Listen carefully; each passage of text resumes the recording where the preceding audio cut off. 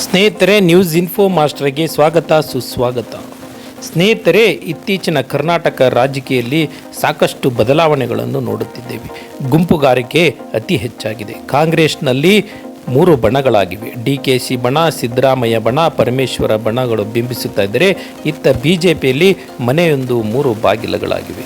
ಒಂದು ಕಡೆ ವಿಜಯೇಂದ್ರ ಅವರ ಒಂದು ಟೀಮ್ ಆದರೆ, ಮತ್ತೊಂದು ಕಡೆ ಬಸನಗೌಡ ಪಾಟೀಲ್ ಯತ್ನಾಳ್, ಜಾಕೀರ್ ಹೊಳಿ ಇವ್ರದ್ದೆಲ್ಲ ಮತ್ತೊಂದು ಟೀಮ್ ಆಗಿದೆ. ಅದರ ಜೊತೆಗೆ ತಟಸ್ಥ ಟೀಮು ಸಹ ಈಗ ಮುನ್ನಡೆಗೆ ಬಂದಿದೆ.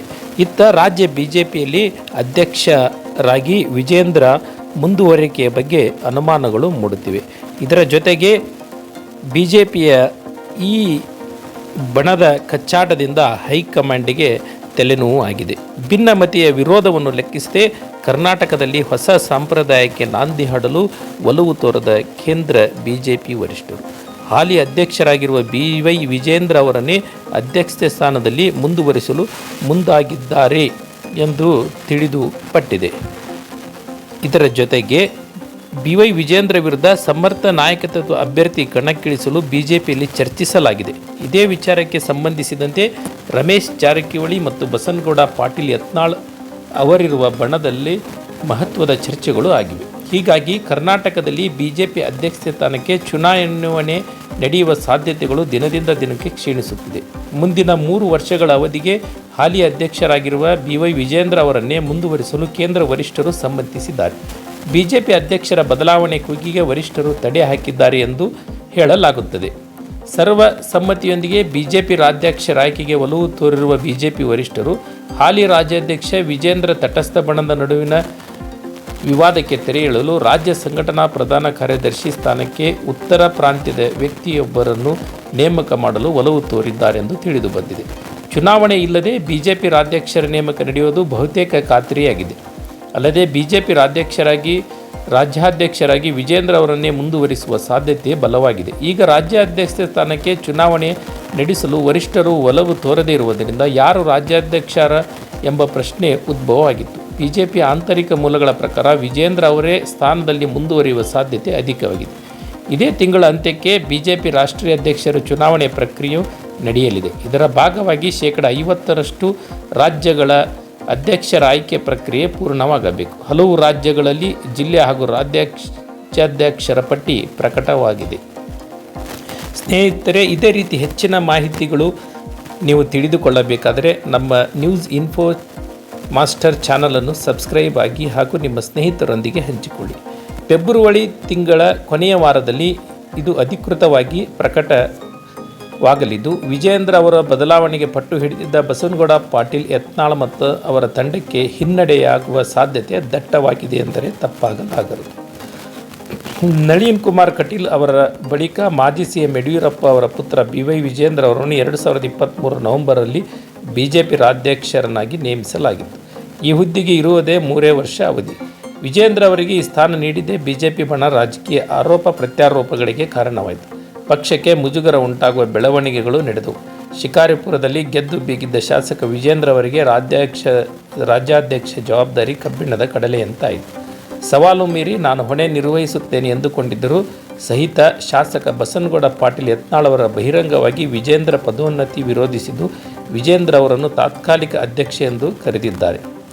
ಸದ್ಯ BJPಯ ಸಾಂಸ್ಥಿಕ ಚುನಾವಣೆಗಳು ಈ ತಿಂಗಳ ಅಂತ್ಯಕ್ಕೆ ಕೊನೆಗೊಳ್ಳಲಿವೆ. ಈಗಾಗಲೇ ಹಲವು ಜಿಲ್ಲೆಗಳ ಅಧ್ಯಕ್ಷರ ಆಯ್ಕೆ ಮಾಡಲಾಗಿದೆ.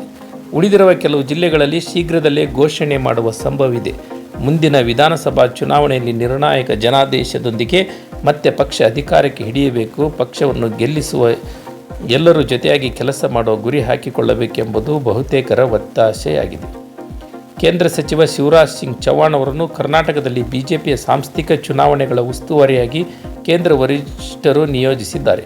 BJP ರಾಜ್ಯಾಧ್ಯಕ್ಷ ಸ್ಥಾನದಲ್ಲಿ ವಿಜೇಂದ್ರ ತಾವೇ ಮುಂದುವರಿಯುವ ಅಧಿಕಾರದಲ್ಲಿ ಉಳಿಯುವ ವಿಶ್ವಾಸ ವ್ಯಕ್ತಪಡಿಸಿದ ಬೆನ್ನಲ್ಲೇ ಚುನಾವಣೆಗೆ ಬ್ರೇಕ್ ಹಾಕಲು ವರಿಷ್ಠರು ಮುಂದಾಗಿದ್ದಾರೆ. ಬಣ ಬಡಿದಾಟದಿಂದ ಒಡೆದು ಮನೆಯಾಗಿರುವ ರಾಜ್ಯ BJPಯಲ್ಲಿ ಮಹತ್ವದ ಬೆಳವಣಿಗೆ ನಡೆದಿದೆ. BJP ರಾಜ್ಯಾಧ್ಯಕ್ಷರ ಚುನಾವಣೆ ಹಿನ್ನೆಲೆ BY ವಿಜೇಂದ್ರ ಹಾಗೂ ಬಸನಗೌಡ ಪಾಟೀಲ್ ಯತ್ನಾಳ್ಗಳ ಬಣಗಳ ನಡುವೆ ಜಿದ್ದಾಜಿದ್ದಿ ಜೋರಾಗಿದೆ. ರಾಜ್ಯಾಧ್ಯಕ್ಷರ ಚುನಾವಣೆಗೆ ಯತ್ನಾಳ್ ಬಣದಿಂದ ಪ್ರಬಲ ಕಣಕ್ಕಿಳಿಸಲು ಭರ್ಜರಿ ತಯಾರಿ ನಡೆದಿತ್ತು. BJP ರಾಜ್ಯಾಧ್ಯಕ್ಷ ವಿಜೇಂದ್ರ ಅವರ ಬದಲಾವಣೆಗೆ ಪಟ್ಟು ಹಿಡಿದಿದ್ದ ಯತ್ನಾಳ್ ಬಣ ರಾಜ್ಯ ಚುನಾವಣೆಗೆ ಆಗ್ರಹಿಸಿದೆ.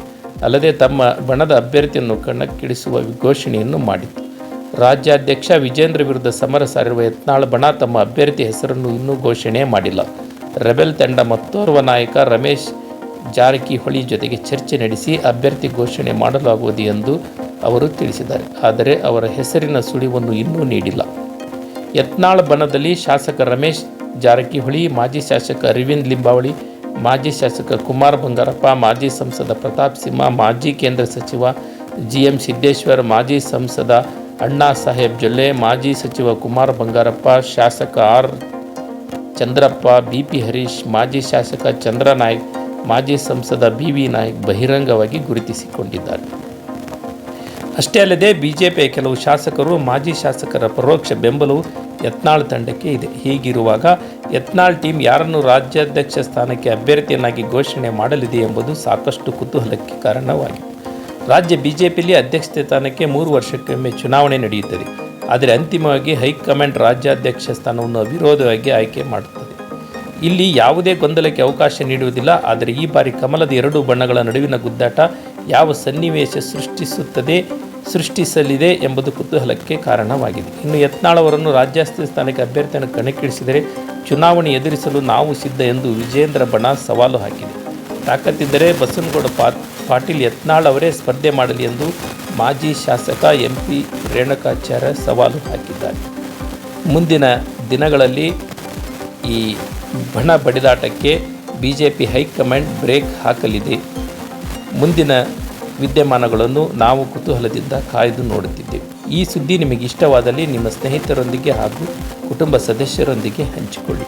ಮುಂದಿನ ವಿಡಿಯೋದಲ್ಲಿ ಮತ್ತೊಂದು ವಿಶೇಷತೆಯೊಂದಿಗೆ ಬರುತ್ತೇನೆ. ಧನ್ಯವಾದಗಳು. Thank you.